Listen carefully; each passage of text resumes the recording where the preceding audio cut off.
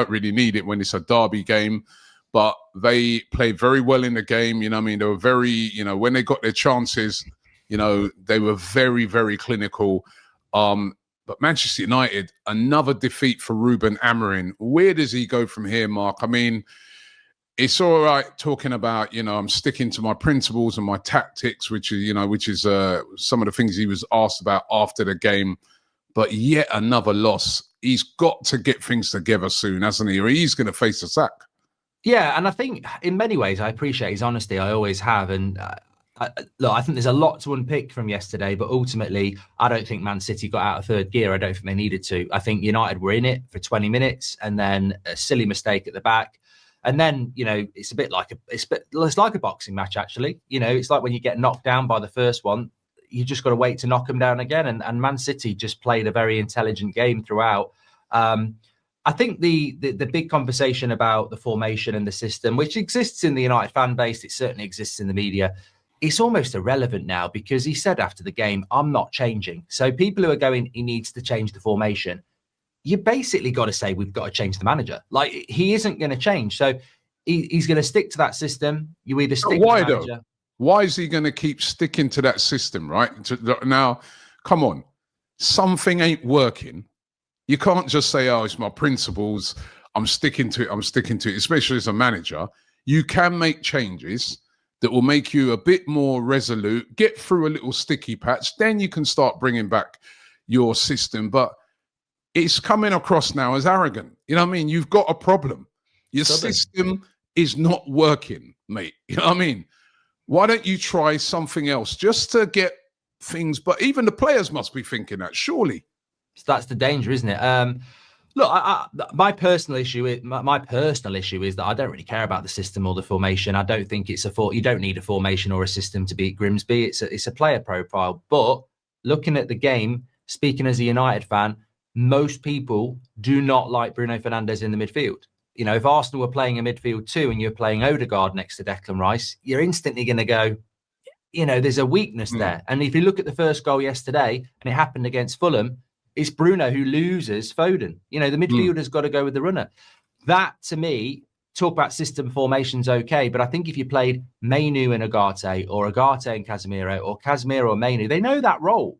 Putting Bruno Fernandes in there, who we could have took 90 million for from Saudi. He's a brilliant player, Bruno. I still think he's United's best player, but he doesn't fit in that team. He is not a midfielder, and he's not a number 10 in the way that system works. So I think the system formation situation is irrelevant in the sense he's not going to change it.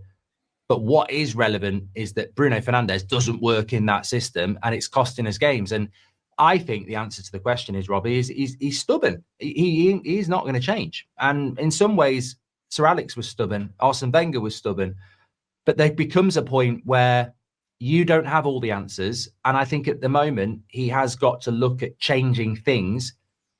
And the question is, will he? And we've been in this position so many times at United. I mean, some United fans actually believe he wants to get the sack. Like, they actually think he wants Ineos to sack him because then he gets the money and he can move off and say the club's a bloody mess, because it is a mess. But it's appalling to consider that United might be sacking another manager a year after sacking another one and spending £200 million. But we're in big, big trouble. In some ways, losing to Arsenal and Man City, when you look at Newcastle losing 12 games and getting fifth last year, you'd accept those types of losses. But I know, and you know, we're going to lose to Bournemouth. We're going to lose to Crystal Palace. Those results are coming down the line. Well, it's Chelsea next, right? I'm sure that's your next game, right? Chelsea at Old Trafford. Yeah. That's not, I mean, it's a difficult start for United. Let's not forget, it is a difficult start. Going away to Man City, even if you're playing well, is a difficult ask, right?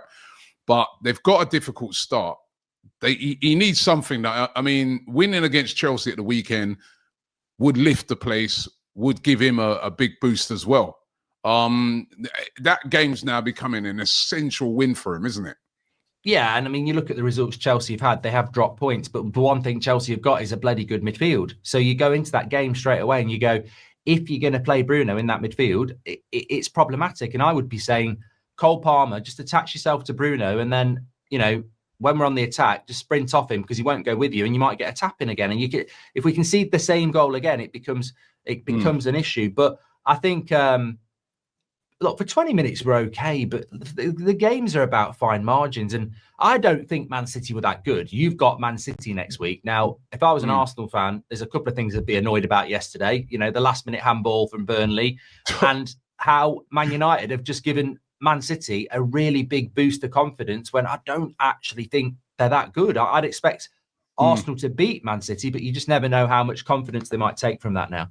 Yeah, and the one player that did play really well in the game was Haaland. He's, you know, I said at the start of the season, I still think he'll be the top goal scorer, and he's already on fire. You know what I mean? Despite City's, you know, sort of inconsistent start, he's still scoring the goals. And as long as he's around, you know, they're going to be a problem.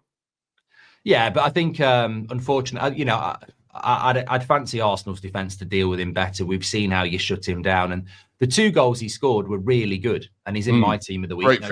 No spoiler there, but I also think Gabriel tracks him a lot better than Shaw on the first goal, and ain't no way Mascara or Gabriel are going to get done like Harry Maguire. I mean, he looked like he was running backwards. So, you know, United did he's world class though. You know, Haaland, you give him chances, he's world class. Yeah, to be fair to Maguire, come on, he had a head start on him. Even though, I mean, that substitution, you take Lenny Yoro off, who's fast, for Maguire. Yeah. I mean, I actually said on our watch along, is that sub like a resignation letter? Because you don't put Harry Maguire as last man against Sterling Haaland. It's madness. Yeah, it's a bit of a shame, and they left him almost like one-on-one on him. Yeah, I mean, every time, mad. That felt like a weird one.